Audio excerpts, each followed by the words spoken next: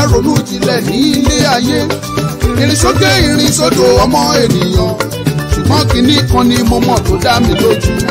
Òtítọ́ ní gbé ní ìkà kì í gbé ní. Òtítọ́ ní gbé ní ìkà kì í gbé ní o. Òtítọ́ ní gbé ní ìkà kì í gbé ní. Òtítọ́ ní gbé ní ìkà kì í gbé ní. Òtítọ́ ní gbé ní ìkà kì í gbé ní. Òtítọ́ ní gbé ní ìkà kì í gbé ní. Òtítọ́ ní gbé ní ìkà kì í gbé ní.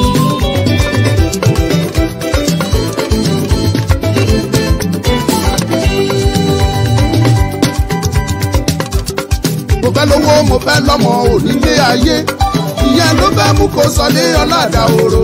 Mo wá fẹ́ sọlé ayé dàwá ìlọ ó máa ṣe o. Òtítọ́ ní gbé ní ìkà kì í gbé ní. Òtítọ́ ní gbé ní ìkà kì í gbé ní o. Òtítọ́ ní gbé ní ìkà kì í gbé ní. Òtítọ́ ní gbé ní ìkà kì í gbé ní. Òtítọ́ ní gbé ní ìkà kì í gbé ní. Òtítọ́ ní gbé ní ìkà kì í gbé ní o. Òtítọ́ ní gbé ní ìkà kì í gbé ní.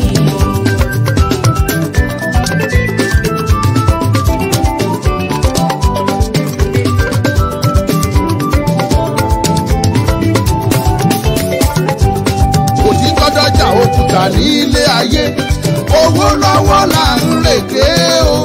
Rírọ́ bá lọ lógún ọdún kò fẹ́ kẹ́ mọ́. Ìṣẹ́jú kan péré òtítọ́ yóò bá. Òtítọ́ ní gbé ní ìkà kì í gbé ní. Òtítọ́ ní gbé ní ìkà kì í gbé ní. Òtítọ́ ń gbé ní ìkà kì í gbé ní o. Òtítọ́ ní gbé ní ìkà kì í gbé ní. Òtítọ́ ní gbé ní ìkà kì í gbé ní o. Òtítọ́ ní gbé ní ìkà kì í gbé ní.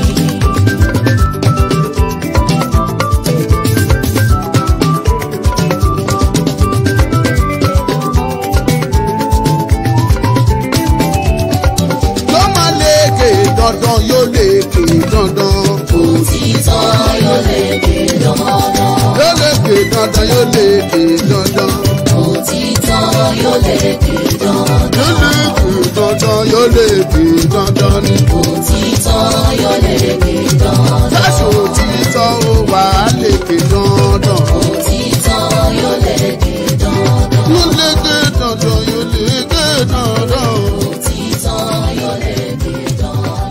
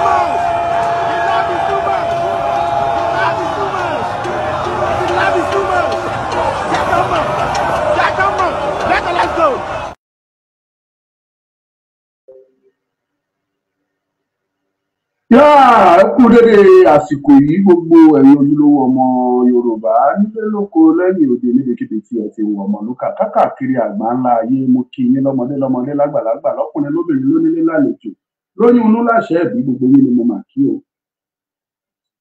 Ẹ kú bójú ọjọ́ ṣe rí, ẹ kú kó lè dáa, ẹ kú kó má bàjẹ́. Mo kí yín o. Ẹ̀yin tẹ́ ń wò wá ní Facebook, mo kí yín pé ẹ kú dédé àsìkò yìí. Ẹ̀yin tí ẹ ń wò wá ní YouTube, mo kí gbogbo yín pé ẹ kú bójú ọjọ́ ṣe rí, ẹ kú kó lè dáa. Ẹ̀yin tẹ́ ń wò mí náà nínú TikTok, mo kí gbogbo yín pé ẹ kú dédé àsìkò yìí, ẹ kú kó lè dáa, ẹ kú kó má bàjẹ́ tí gbogbo wa tí àjọ ń bá kiri mú bọ̀.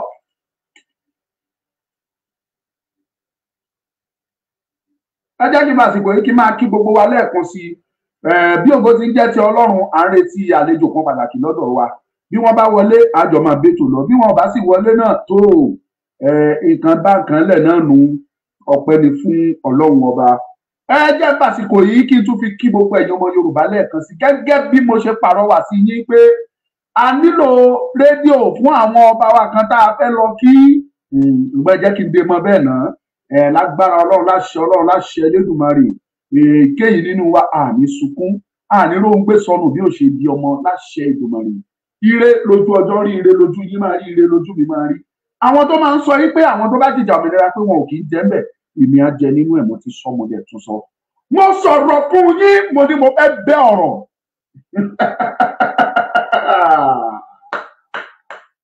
Sunny Adé kọrin. Ẹ bèrè lọ́wọ́ mi, ẹ kọ jáde nínú kọ́mẹ̀ntì pé báwo ni Sunny ṣe kọ bẹ́ẹ̀ tí ẹ̀kọ́ máa kọ́ fún yín. Ẹ mọ̀ pé mo láìkí orin. Sunny Adé kọrin, báwo ló ṣe kọrin náà? Wọ́n lọ́mọdé ò mẹ́la, olóhùn mẹ́la kátakátá, láì mọ̀ pé rẹ̀ la kátakátá. Ọba ẹ̀la ni wọ́n ní gbogbo yín mẹ́la, ẹ̀yin Yorùbá. Ẹlẹ́ẹ̀mẹ́la kátakátá, ẹ wá mọ̀ pé ẹ̀la kátakátá o. Èèyàn gangan ni bàbá ẹ̀la o. Ẹ̀yin ọmọ Yorùbá, Ọmọlúkà ló sọ̀rọ̀ fẹ́yìn tẹ́ ń wò mí for the first time. Kò pé méjì, Ọmọlúkà iná ní. Mo sọ fún yín, mo ní rẹ́rẹ́ máa rún, kò sí tẹ́ máa fi yẹ. Ó máa rún, ó dẹ̀ ti rún bọ̀ wá. Mo wá fẹ́ yán àṣírí fún yín. Ọ̀rọ̀ tí mo fẹ́ sọ fún yín, gbogbo yín pátá ẹ̀tẹ́ etí bẹ̀lẹ̀ jẹ́ kẹ́ gbọ́ ni o. Ẹ̀tẹ́ etí bẹ̀lẹ̀ jẹ́ kẹ́ gbọ́.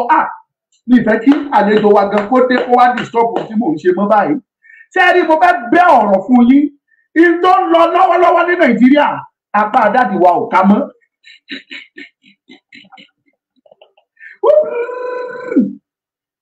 Mi sure pé ẹ understand nǹkan tí mò ń sọ. Apá àdáàdì wa Tinubu ò ká in tó ń ṣẹlẹ̀ lọ́wọ́lọ́wọ́. Let me tell you this, kí n tó máa bọ́rọ̀ mi lọ, kí n tó bẹ́ ọ̀rọ̀ fún yín. Tinubu is a very powerful man, very influential person, to influence all over the world. Very powerful, but there's no how you are powerful. The powerful táwọn kan wọ́n dúró síbẹ̀ díẹ̀. Adolf Hitler is as powerful as name it. Adolf Hitler ó bá gbogbo àgbá ńlá ayé pò. At the end of the day, kí ló ṣẹlẹ̀? Wọ́n rẹ̀ yẹn. Dádì wa Tinubu, mo sọ fún yín tẹ́lẹ̀. You cannot do this. This battle òun ṣe battle èèyàn kan. People that are watching, my fellow Yorùbá, tẹ́ ń wò mí, ẹ wo ojú mi dáadáa. Àwa ò ní pọ́n irọ́ fún yín. A ti sọ láti bẹ̀rẹ̀ wáyé pé agbára tó wà lẹ́yìn tó ń pè ní Nàìjíríà ó ju dájú fúnra yín rí lọ. Ẹ rí kankan, ẹ kàn bìlíìfù pé bí Nàìjíríà ṣe rí lórí. Nàìjíríà ju bẹ́ẹ̀ ṣe rí lọ. Kò sẹ́ni tó ní kọ́ńpìnì tó ní ilé iṣẹ́ tó máa gbàdúrà pé kí ilé iṣẹ́ yẹn kó wó. Kò sẹ́ni tó ní ilé iṣẹ́ tó máa gbàdúrà pé kí ilé iṣẹ́ yìí kó túká. Ó wù mí kẹ́ ẹ bá mi dá sọ̀rọ̀. Màmí Adéjọkẹ́ Adédàpọ̀ ẹ káàbọ̀, ó ṣe díẹ̀ tí mo rí yín. You are welcome, my mommy. Gbọ́ mi ní. kéèyàn fúnra rẹ̀ kó dá ilé iṣẹ́ sílẹ̀ kó wá máa gbàdúrà pé ilé iṣẹ́ yìí gbọ́dọ̀ mo fẹ́ kó wó. Ẹyẹ èèyàn mi dá ń wò mí, kò sí ẹni tó ń gbàdúrà irú ẹ̀. Nàìjíríà tẹ́ ń wò yìí, ilé iṣẹ́ àwọn kan ni. Is a company of some. Ṣé a rí ìtọ́ pa wá lọ nílẹ̀ Yorùbá ni pé tá a mọ̀ ó pọ̀ ju tá a mọ̀ lọ. Ìwọ̀nba àwa tá a dẹ̀ ń rí tó tún ń hàn sí, tá a tún ń gbé wá fún yín, tá a ń ṣàlàyé fún yín. You see us as if we are enemy of Yoruba land. Ọ̀rọ̀ wa ò wọ etí yín, ẹ jẹ́ kó tiẹ̀ tú irun lára yín, kò tẹ́ bìkítà. Ṣé rí tí ọ̀rọ̀ ò bá rí bí eléyìí, àṣírí ò ní tú jáde, àní máa rí ọ̀pọ̀lọpọ̀ àṣírí. Bó ṣe ń ṣẹlẹ̀ yìí, ó jẹ́ kí àṣírí ọ̀pọ̀lọpọ̀ nǹkan tú síta. Àsìkò tó yẹ káwọn ọmọ Yorùbá kẹ́ farabalẹ̀ dáadáa gẹ́gẹ́ bí ọ̀rọ̀ ọmọ kékeré ọjọ́ yẹn, ó ní calm down. Àsìkò tó yẹ kẹ́ calm down, kẹ́ fetí sí tó lọ, kẹ́ fojú sí tó lọ, kẹ́ rí bí nǹkan ṣe ṣẹlẹ̀, kẹ́ lè understand the purpose tẹ́ fi wà nípò tẹ́ wà lẹ́nu àsìkò náà lẹ́wà yìí. Lọ́nà kan inú mi dùn torí àwọn nǹkan tí bàbá mi Tinubu tó gún wọn kàn nínú wa sọ̀rọ̀. Lọ́nà kan inú mi dùn torí kan tí àwọn Gbajabiamila àtàwọn ikọ̀ ìtànjọ́ ṣèjọba tí wọ́n rí lẹ́nu ọjọ́ mélòó kan tí wọ́n di president yìí, inú mi dùn. They can't come out and tell you ọmọ yòó, wọn ò lè jáde ká sọ fún yín bó ti wù kó rí. Ṣùgbọ́n ojú wọn rí mẹ́wàá ògòlóńtó ojú wọn rí. But I will tell you, àwa máa brief yín níwọ̀nba àwọn kan ò tiẹ̀ ṣe é sọ síta. Àwọn kan wà tó jẹ́ pé a lè bẹ ẹ̀ ní program yìí ló ṣẹlẹ̀. A bẹ àwọn kan fún yín. Ẹ̀yin tẹ́ ń wò mí TikTok, ẹ ti mọ bó ṣe ń lọ. Tó bá ti rí pé vital information jáde, wọ́n máa flag mi both on YouTube, on Facebook and TikTok. Wọ́n flag ẹ̀ wọn ò ní jẹ́ kó lọ. As a matter of fact, wọ́n lè report to me, mo ti ṣe program bẹ́ẹ̀ tó report to page mi rí táwọn TikTok block wẹ́ẹ̀. Ọ̀rọ̀ tó wà nílẹ̀ yóò kì í sọ̀rọ̀ ìjà, kì í sọ̀rọ̀ ìkórìíra. This is self-preservation. Yorùbá ti kùnà àti protect ara wọn àti preserve ara wọn for long. This is the right time tó yẹ kí iye wá sí. And I am so happy. Mi ò bá bó bá jọ ìwà lẹ́ni mi ò bá nú jẹ́. Ṣé bóun làwọn bàbá lójú wọn ti ń ṣí yẹn? Ṣé bóun làwọn gómìnà wa kankan lójú wọn ti ń ṣí? Mo mọ̀ wípé ojú gbogbo yín á ṣí ẹ máa rí òtítọ́, òtítọ́ máa lékè. Òtítọ́ máa lékè. Mo ti kọ́ lórí.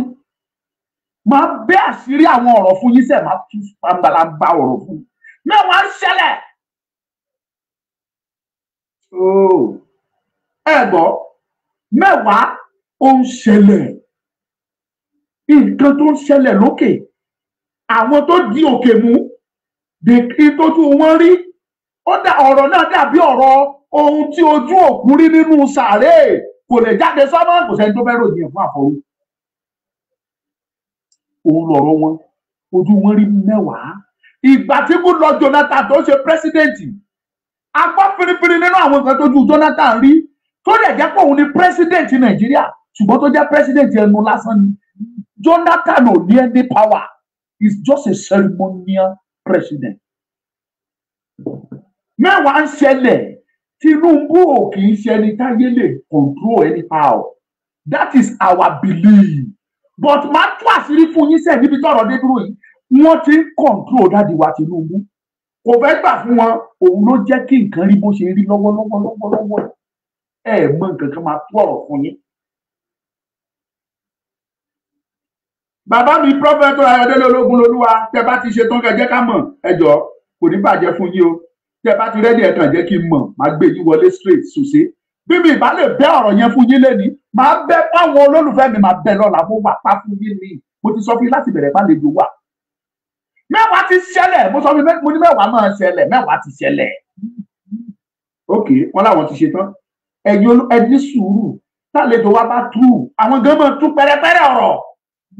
Wọ́n kàn lè máa àwọn àṣírí tèmi gbọ́ tí mo rí láti inú gbùngbùn Àbújá wá àwọn lè má lè sọ wọn yẹn but èmi máa sọ fún yín don't go anywhere ẹ jẹ́ gbàlejò wa wọlé òun ká máa sọ wítíwìtì ọ̀rọ̀ wítíwìtì ó bẹ lẹ́nu wọn ẹ jẹ́ gbé wọn wọlé. Fídíò yín ò clear wa àrí yín o kí ni ṣẹlẹ̀ ṣé kò sí náà ni. ẹ jẹ́ wò let me check the webcam. Iná kò yọ dáadáa nígbà tí ò sí nọ́mbẹ̀.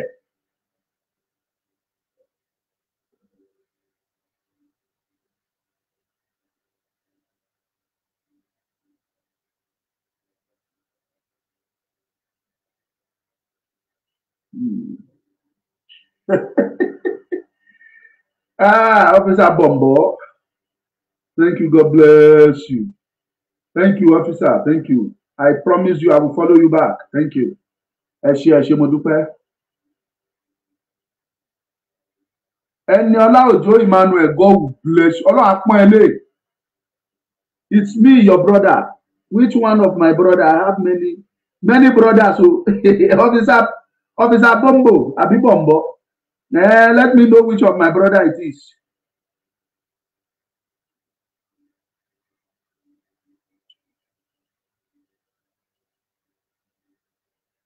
Only Aburo Benga. Which of the Benga? I have many Benga. Identify the Benga. Maybe go put your son name Benga here. So I will be able to identify it. Please. Barry J, God bless you. Banu Sotaiwo, God bless you for me. Wọ́n ti jáde wọ́n máa padà wọlé. Wọ́n bá ti wọlé wọ́n iná yẹn máa tàn so we be able to. Kọ́ńtò wọlé ẹjẹ́ ń tú àṣírí ọ̀rọ̀ fún yín. Ogunlusi, thank you, God bless you. Ẹ wá ẹ̀yin ọmọ Yorùbá. I am not tribalistic. I don't hate any tribe. Mo máa ń sọ ní gbogbo ìgbà. Mo láwọn Fúlàní tí mò ń ràn lọ́wọ́. Tí mò ń help. As well as ọmọ Ìgbò. Ìdí tí mo fi ń ṣe ni pé èèyàn bíi tèmi ni wọ́n. But individual issue ó yàtọ̀ sí national issue. Ọ̀rọ̀ tó wà lẹ́yìn ọ̀rọ̀ ìran dé ìran ọmọ Yorùbá là ń sọ. Okay, Gbénga Mẹ́sàn-án-Wọlá, God bless you. Ṣé Sunday nìyẹn? Tó bá ti jẹ́ Sunday, identify pé wọ́n ni mo mọ Sunday dáadáa, mo dẹ̀ mọ àwọn kankan náà tí mi ò fẹ́ máa dárúkọ. Of course, yes, mo mọ gbogbo àwọn tó ń dárúkọ yẹn. Jẹ́ kí n mọ̀ tó bá ti jẹ́ Sunday. Bless you, my brother. Ó tó ọjọ́ mẹ́wàá, ṣàlàáfíà lẹ́wà. Ẹ kú iṣẹ́ o, ẹ kú kó lè dáa. O. Iṣẹ́ tẹ̀síwájú. We will speak after the program, don't worry. This means God bless you. Mo ti rí ẹbẹ yẹn. Look at me, ẹ̀yin ọmọ Yorùbá. Mi ò kórìíra ẹ̀yà kankan, but this is a national issue. Yorùbá ti sọ ọ̀pọ̀lọpọ̀ nǹkan nù nítorí àìnífura. Màá sọ àṣírí ọ̀rọ̀ fún àlejò mi ti wọlé. Ẹ má lọ ẹgbẹ́ program yìí sẹ́, màá sọ fún yín. Bí wọ́n bá ti parí ètò wọn wá lọ, màá bẹ̀ fún yín. That is our guest for today. Bàbá mi tí Ọlọ́run gbà fún, tí Ọlọ́run ń lò, tí wọ́n gbọ́ lẹ́nu, kí lọ́mọ Lúkà ń ṣe, kí ló yà lẹ́nu tíá. Ẹ̀fẹ̀ làwa ń ṣe, but àwọn ní ọ̀rọ̀ lẹ́nu. Àwọn ni Prophet Ayọ̀délé Ologunloluwa, the world president of Yoruba youth. Ẹ mọ̀ pé oríṣiríṣi youth ló wà nílẹ̀ Yorùbá. Oríṣiríṣi youth. Àwọn kan Yoruba youth for freedom. Àwọn kan Yoruba youth for this. Àwọn kan youth for Yoruba national. Àwọn kan oríṣiríṣi, they are all political. Eléyìí kò díje pẹ̀lú politics. We based on the welfare of Yoruba youth and sovereignty of Yoruba land. That is our vision and mission. Bá a ṣe máa gba orílẹ̀-èdè Yorùbá àti wípé bí àwọn ọ̀dọ́ ilẹ̀ Yorùbá ṣe máa gbáyé gbádùn tí ọ̀rọ̀ wa ò ní dọ̀rọ̀ ọ̀rọ̀ kan máa fi pàtàn. In táwọn youth lè dúró lé. Anyway, don't let me waste much of my time. Báàmì Ologunloluwa, ẹ kí gbogbo ọmọ Yorùbá ẹ kí wọn fẹ́ gbóhùn yín. bó tẹ̀ jẹ́ pọ́n ti mọ̀ ní ẹ̀ kí wọn dáadáa. Mo kẹ́yìn ìyá mi, mo kẹ́yìn bàbá mi, mo kẹ́yìn àbúrò, ẹ̀gbọ́n, àǹtí, sìstà, mọ́mì, dádì, gbogbo wa lápapọ̀. Mo kí wa tẹ̀ṣọ́, mo kí wa tológun. Bẹ́ẹ̀ ni mo kí òun brọ́dà mi, Ọmọlúkà, pé ẹ kú iṣẹ́ takuntakun tẹ̀ ń ṣe. Mo gbà ládùúrà wípé làálàá yín ò ní já sásán. We can see you, a rí ipa yín nínú Yorùbá nation. Àwa akitiyan yín àti ìgbìyànjú yín fún ìran ilẹ̀ Yorùbá àti fún ìran yín àti fún ọjọ́ ọ̀la yín. My brother, mo gbà ládùúrà wípé làálàá yín ò ní já sásán. Gbogbo bí ọba dẹ̀ ṣe jù ú la máa dún tá dẹ̀ máa jú yín ṣe lágbára Ọlọ́run. Lágbára àwọn tó ní ilẹ̀, lágbára àwọn tó ní ọjọ́ ìní, lágbára àwọn alágbára gbogbo tó ń control ayé, ẹ ní sílẹ̀ tẹ o, ẹ ní ṣíṣe. Gbogbo tẹ́ bá dẹ̀ ń sọ a máa dùn létí ọmọ aráyé, ọ̀rọ̀ yín ò ní báráyé nínú. Mo fẹ́ àkókò yìí kí bàbá mi Professor Banji, Emeritus Professor Banji Akitoye, wípé bàbá ẹ gbó, ẹ tọ́, ẹ dàgbà, ẹ dògbó, ẹ ti dàgbà ṣùgbọ́n ẹ dògbó pẹ̀lú ògo Ọlọ́run. Lágbára ìgbìmọ̀ láṣẹ Ọlọ́run. Ẹ wà nílò nínú ìdààmú, ẹ nílò nínú wàhálà, ẹ nílò nínú àìsàn. Àmín àti ìgbìmọ̀. Ọmọ ló máa dá lójú yín. Mo tún wá kí Májàsọ́lá ọ̀gá mi Ìgbòho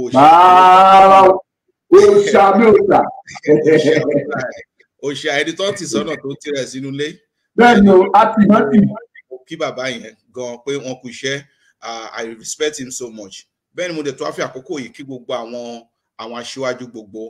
Mo gbàládùá wípé gbogbo apápátá àṣẹ àgbà èrè. Yorùbá nation is not going back. Bó kù ẹ̀mí kan lára mi, màá fi jà fún orílẹ̀-èdè mi, fún ìran mi tí ń ṣe ilẹ̀ Yorùbá. Lẹ́ẹ̀kan sí, mo kẹ́yìn ìyá mi, mo kẹ́yìn bàbá mi. Lẹ́ẹ̀kan sí, orúkọ tèmi ni Prophet Ayọ̀délé Ologunloluwa, Yoruba Nation Diaspora Youth Leader. Thank you, sir. Ṣé ẹ gbọ́ nǹkan tí wọ́n sọ? Ó ní bó kù ẹ̀mí kan nínú àwọn fi ja ìjà òmìnira Yorùbá. Àwọn fi rí dájú pé Yorùbá dúró gẹ́gẹ́ bí orí ọ̀rọ̀ nìyẹn. Ìwọ as a youth kí wá ní planet yẹn?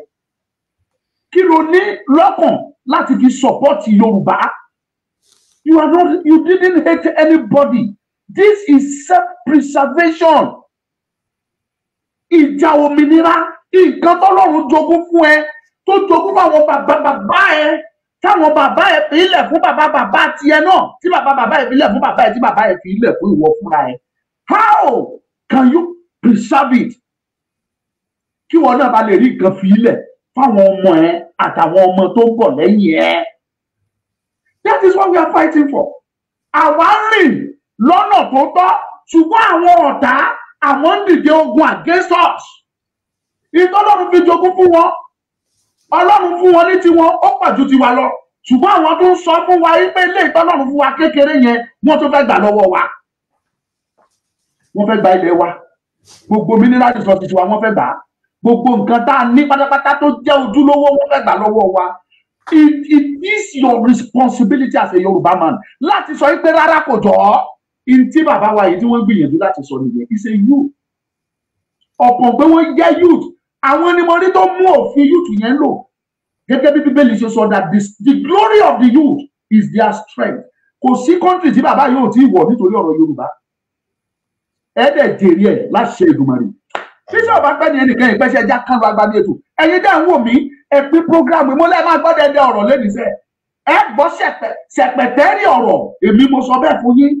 Ẹ sọ́lò bàbá mi ká tó lọ sínú ọ̀rọ̀ youth website báwo àwọn tó fẹ́ mọ bí ibẹ̀ ṣe ń lọ sí ká tó lọ bẹ̀ ẹ jẹ́ kí kọ́kọ́ gbé yín wálé pátápátá ẹ wo bí nǹkan ṣe ń lọ lákọ lẹ́nu ọjọ́ mélòó kan ìbí kidnap yẹn bó ṣe rapid ẹ jọ̀ọ́ kí làmọ̀ràn kí ni ká ṣe torí Ọlọ́run ìpa pípa yìí ti wá ń pọ̀ jù fún ọmọ Yorùbá báyìí tí ò bá sí ìgbésẹ̀ tí ò bá sí kankan tá a fẹ́ ṣe àfàìmọ̀ kan náà fi Yorùbá pàtàn bàbá mi you are a youth ẹ dẹ̀ ti ríran ẹ ti rí òkun ẹ ti rọ́ṣà ẹ ti rí ìrìn àjò ẹ tún kàwé kí ni ká ṣe kí ni kí Yorùbá ṣe à ń gbọ́ yóò gbọ́ ọmọ Yorùbá gbọ́.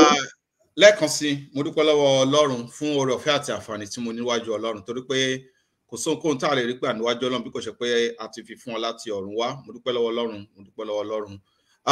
Ṣe rí ìbéèrè tí ẹ béèrè ìbéèrè tó ní agbára díẹ̀ ni but ìdáhùn wà fún very simple. Bẹ́ẹ̀ni. Wọ́n ní bó bá kù ẹnikẹ́ni fún ọgbọ́n wọn ní kó béèrè lákọ̀ọ́kọ́ ẹ̀rí mọ̀ pé we station on the ground now ẹ̀rí mọ̀ pé mo máa ń sọ kíní yẹn ibi wà nú ire dè wà nú ibi tí tọ́lọ́run bá ń ṣe rere nígbà míì àwọn èèyàn máa rò pé ó ṣe ibi ni ṣùgbọ́n Ọlọ́run máa ń ṣe rere ní ọ̀pọ̀lọpọ̀ ìgbà tí ọ̀pọ̀lọpọ̀ ṣe ibi ṣe rí incident tó ṣẹlẹ̀ ní Èkìtì state Ọlọ́run fi ṣe iṣẹ́ tó ní agbára gan nílẹ̀ Yorùbá thank God pé àwọn ọba yẹn kú mi ò fi yọ wọn o mi ò dẹ̀ fi yọ ìdílé wọn ṣùgbọ́n tí mo fẹ́ ká mọ kíní kan lẹ́nu pé ẹnìkan ló máa ṣubú fún àwọn kan láti dìde tí èèyàn kò bá ṣubú èèyàn kò kì í dìde mo fi àkókò ìkẹ́dùn pẹ̀lú àwọn ẹbí àwọn ọba wa tó lọ àwọn bàbá wa tó lọ Ọlọ́run kí ó tẹ́ wọn sáfẹ́fẹ́ rere mi dá so rest in perfect peace ṣùgbọ́n ẹ rántí wípé lẹ́yìn ìgbà tí ikú àwọn ọba yìí ti ṣẹlẹ̀ àwọn kábíyèsí gbogbo ilẹ̀ káàrọ̀ òjíire wọ́n ti dìde wọ́n ti jí lójú oorun wọn ò sùn wọ́n yes tí ò bá nídìí ìdí òkè jẹ́ kí ni nǹkan kò kì í ṣẹlẹ̀ ìgbà tí ọ̀rọ̀ àwọn ọba yẹn ti ṣẹlẹ̀ tán gbogbo àwọn ọba wọ́n bẹ̀ sí jókòó wọ́n bẹ̀ sí foríkorí wọ́n bẹ̀ sí fi kùlùkù wọ́n bẹ̀ sí jókòó mo fi àkókò yìí mo fi kí òun kábíyèsí Ọọ̀ni òrìṣà ikú bàbá yìí ẹlẹ́kejì òrìṣà bàbá Ọọ̀ni Ọ̀jájá Ògúnwùsì ẹ̀mí yá gùn ẹ pẹ́ fún wa ẹ pẹ́ bí àwọn ẹni ìṣàkóso pẹ́ lágbára Ọlọ́run gbogbo èèyàn ọba ládéládé nílẹ̀ káàrọ̀ òjíire tí ẹ ti jí tí ẹ ti dìde sìn tẹ́ ẹ sùn mọ́ mo fi àkókò yìí mo fi kí yín wípé ẹ pẹ́ lórí ìtẹ́ bàbá yín o ẹ̀mí yá gùn ẹ̀yin bàbá ọba gbogbo èèyàn ọba ládéládé gbogbo nílẹ̀ káàrọ̀ òjíire a fi àkókò yìí a fi kí yín torí the Yorùbá summit tí wọ́n ṣe ní 2 weeks or 2 or 3 weeks ago ẹ mọ̀ pé ó túmọ̀ sí wípé ìkọ̀kọ̀ ti ń ṣẹlẹ̀ ní abẹ́lẹ̀ ìkọ̀kọ̀ ti ń ṣẹlẹ̀ ọbẹ̀ tí wọ́n ti ń ro ọbẹ̀ níbì kankan ọbẹ̀ tí wọ́n ti ń rò níbì kankan tó túmọ̀ sí wípé ọbẹ̀ tí wọ́n bá ti ń rò ó túmọ̀ sí pé ó máa mú àdùn tó dáa jáde ni wọ́n ti ń rò níbì kankan ẹ mọ̀ pé láti gbà tó ọ̀rọ̀ yẹn ti ṣẹlẹ̀ àwọn ìyípadà kan ti ń ṣẹlẹ̀ nílẹ̀ káàrọ̀ òjíire àwọn kábíyèsí wọ́n ti foríkorí wọ́n ti fi kùlùkù wọ́n ti rò pé lóòótọ́ àti lódodo nǹkan tí àwọn ọmọ yìí ń jà fún ẹ̀tọ́ wọn náà là ń jà fún àní afẹ́ kí àṣẹ afẹ́ kó padà sẹ́nu ọba afẹ́ kí àwọn bàbá wa àwọn gọ́vnọ̀ àwọn all the politicians the maximum time tó máa lò wọ́n is just 8 years ṣùgbọ́n àwọn kábíyèsí wọ́n á lò títí tó máa dẹ́dẹ́ tó máa kíni tó máa fi dàgbà tó máa fi dògbó ẹ̀yin ọba aládéládé nílẹ̀ káàrọ̀ òjíire ẹ̀mí yágùn o ẹ pẹ́ fún ẹ̀yin bàbá lẹ́jẹ́ fún gbogbo wa ẹ pẹ́ fún wa kórí adé ó pẹ́ o mo kí yín o kábíyèsí o mo súnmọ́ ba níwọ̀n ẹgbẹ̀je mo jìnnà sọ́ba níwọ̀n gbẹ̀fà ẹni tó bá rí ọba ló bá ń pa ìgbà tẹ́ ẹ̀ ń ṣe dáadáa yìí a máa praise yín dáadáa bàbá lẹ́jẹ́ fún wa ń sìn yín àti rí traces pé lóòótọ́ bàbá wa lẹ́jẹ́ ẹ̀yin gbogbo èèyàn ọba ládéládé gbogbo Déjì of Àkúrẹ́ Èwí of Àdó Àwùjalẹ̀ of Ìjẹ̀bú gbogbo èèyàn ọba lọ́ba Olúbàdàn gbogbo àwọn ọba káàkiri kò kí n pé ẹ kú iṣẹ́ now ẹ̀mí pé láti ìgbà yẹn things have changed ìlú ti bẹ̀ sí yí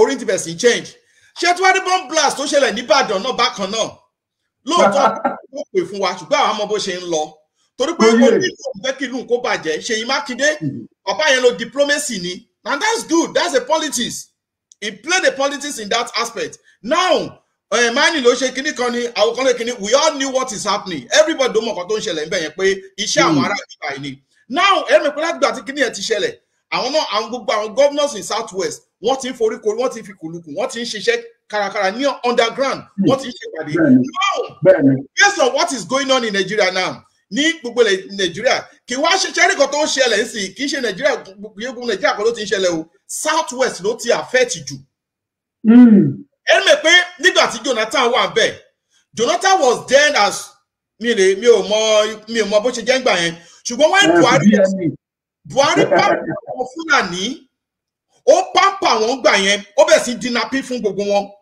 and most of them tẹ́ kàn pè ní terrorism ó grant wọn ní amnesty ngbà yẹn and nobody saying anything about it ó protect self interest àwọn Fúlàní gbogbo now ẹ wá rí i pé ṣé ni mo sọ kíní kan nílé program wa kan tẹ́gbà kan ṣé rí Tinubu bàbá Tinubu dàgbà dògbò agbó Ọlọ́run Yorùbá nation they are not against you. Yoruba nation is not against Tinubu. We are not against his government. But kí ni kò máa bẹ̀ kó lẹ́yìn lójú ni wípé àwọn Fúlàní ò lè jẹ́ kí Tinubu rí anything ṣe because tẹ́ bá wo statement on print tó jáde ní about some months ago wọ́n sọ wípé because it's not there for that interest it àwọn Fulani. Tinubu is not there for the interest of the Fulani. By so doing, they started threatening him. Pé wọ́n máa ṣe gbá kan, wọ́n máa ṣe tó dẹ̀ sẹ́ wọ́n tẹ̀ nìkan náà pàyàwó ẹ̀. So ẹni mọ̀ pé nǹkan tó ń ṣẹlẹ̀ yìí sìn ṣe ní Yorùbá àwa tá à ń ṣe Yorùbá nation ṣe é pé gbogbo gbà yẹn ẹ̀yin Yorùbá nation ẹ̀yin lẹ̀ ń dàlúrú ẹ̀yin lẹ̀ ń ṣe kíbi kan ẹ̀yin lẹ̀ ń kọ́.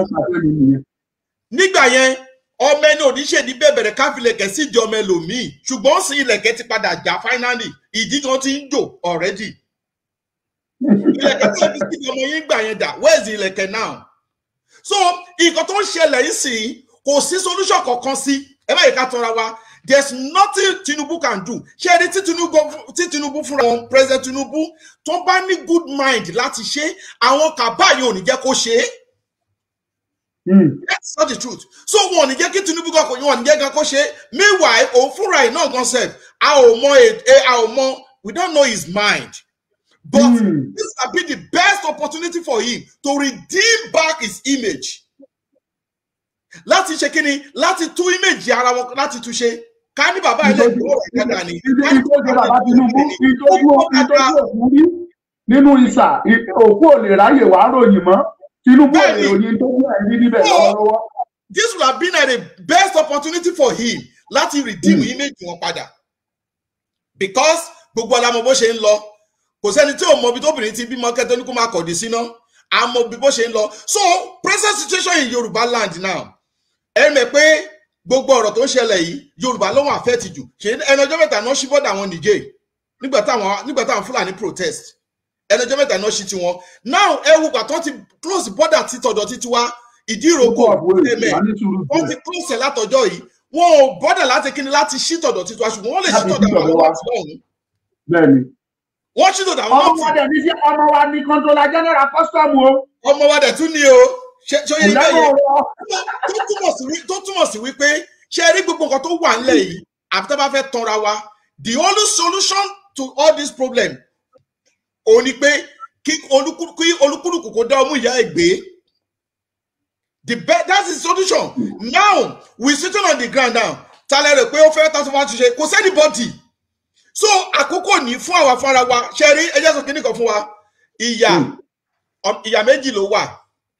Ọ̀tọ̀ ni pé kéèyàn máa jìyà ọ̀tọ̀ ni pé kéèyàn máa jẹ̀yàn.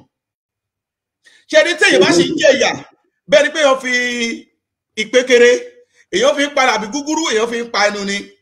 O lè decide pé mi ò jẹ mọ́ pé ó ti sún mi kíní gúgúrú mi ò tẹ̀ jẹ mọ́ ti sún mi o lè drop ẹ̀ o lè decide pé mi ò jẹ mọ́ ṣùgbọ́n tí ìyà bá ń jẹ̀yàn wàláhì o lè reject ẹ̀ mọ́ o lè reject ẹ̀ ó di bàbá kú àṣewúrẹ́ ni. Ó lè reject ẹ̀ mọ́ torí ìyàgò fúnra ẹ̀gọ́ máa dùn mọ́ pé nǹkan tó ń jẹ yìí òun ò fẹ́ fi sílẹ̀.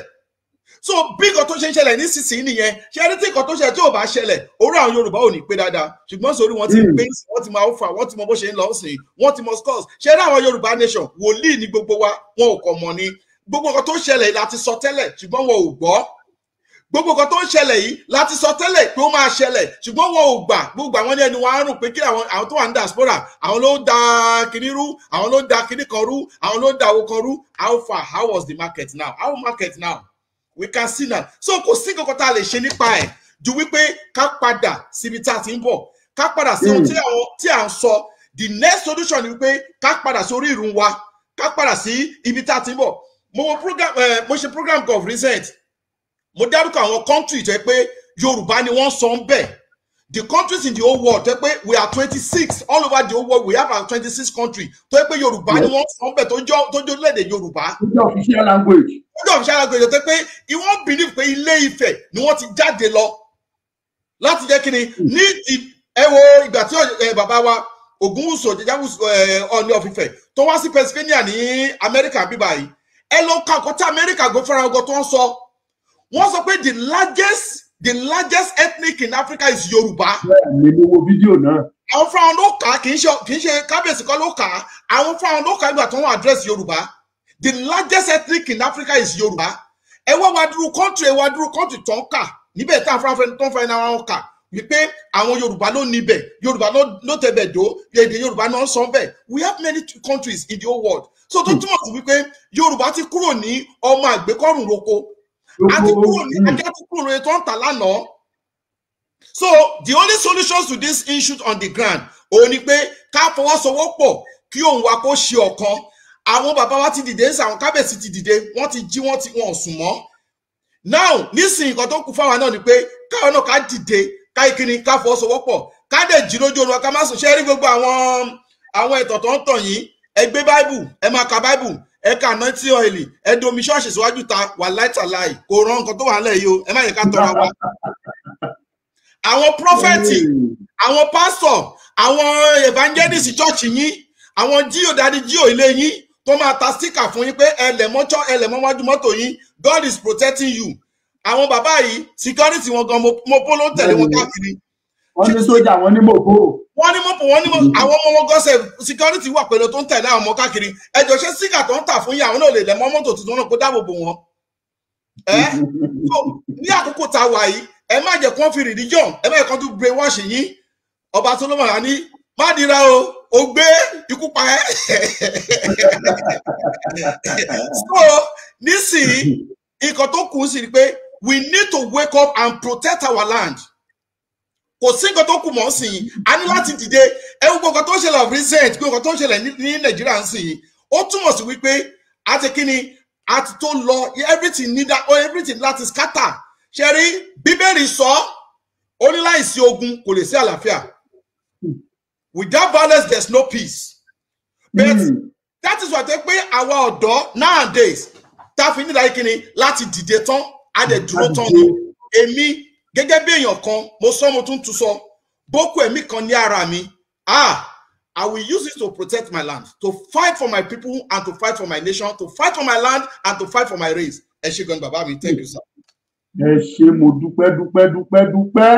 Gbogbo ẹ̀yin ọ̀dọ́ tí ẹ ń wò wá lọ́wọ́lọ́wọ́ àtẹ̀yin màmá wa ẹ̀yin bàbá wa tẹ́ ń wo ètò Ọmọlúkà ẹni tí ẹ ń gbọ́ tó ń sọ̀rọ̀ kankan tẹ́ ń gbóhùn ẹ̀ òun ni bàbá wa Prophet Ologunloluwa ẹ ti mọ̀ wọn ò ń ṣàlejò ní wọn ò ń ṣàjèjì ọ̀rọ̀ lẹ́ ń gbọ́ lẹ́nu wọn yìí o. Now mo dẹ̀ ti sọ mo ní ọ̀rọ̀ kékeré látúntàn fẹ́ bára wa sọ lénìí ṣùgbọ́n mo fẹ́ lọ síbì kan tí mo fẹ́ kán bá wa mẹ́nu bà.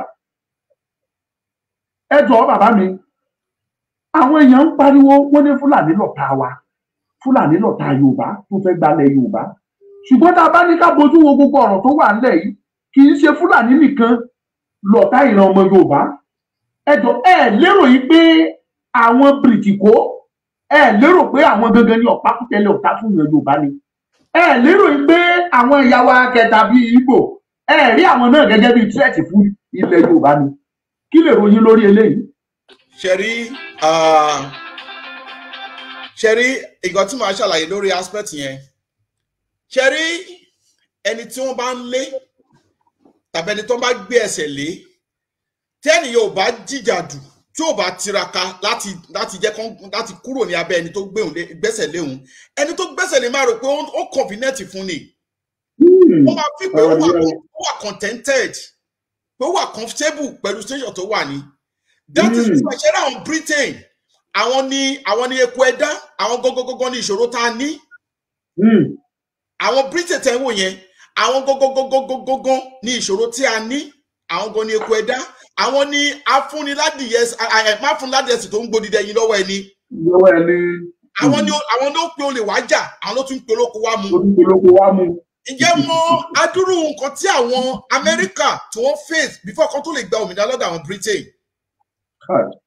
Scotland ó ṣì wà ní under wọn up till today wọn ò tí release wọn. They are still battle together. They are still fighting on that issue of their independence. Ṣé rí àwọn òyìnbó ṣé rí ẹ jẹ́ sọ àṣírí kan fún wa ẹ̀yin ìyá mi àti ẹ̀yin bàbá mi tẹ́ ẹ̀ ń gbọ́ níbi tẹ́ ẹ bá wà. Ẹ̀gbọ́n wa ń gbà yín. Àwọn òyìnbó ò fẹ́ ká gba òmìnira. You know why?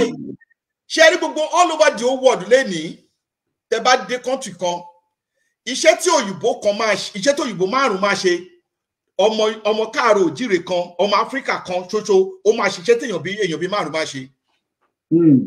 Now irú ibi tí èmi ti ń ṣiṣẹ́ tẹ́lẹ̀ ibi tí mo ti ń ṣiṣẹ́ iṣẹ́ tó bá ti lé ojú ẹ̀ tó le gan ibi tó bá ti le tó máa pé yóò sí bíbá ó le ibẹ̀ náà máa ní kémi ti lọ ṣiṣẹ́ nígbà míì. Why? Torí wọ́n gbàgbọ́ wípé we are more intellectual than them. We are more intelligent.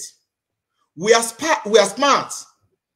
and we are hardworking, we are intelligent, our dignity to our jobs.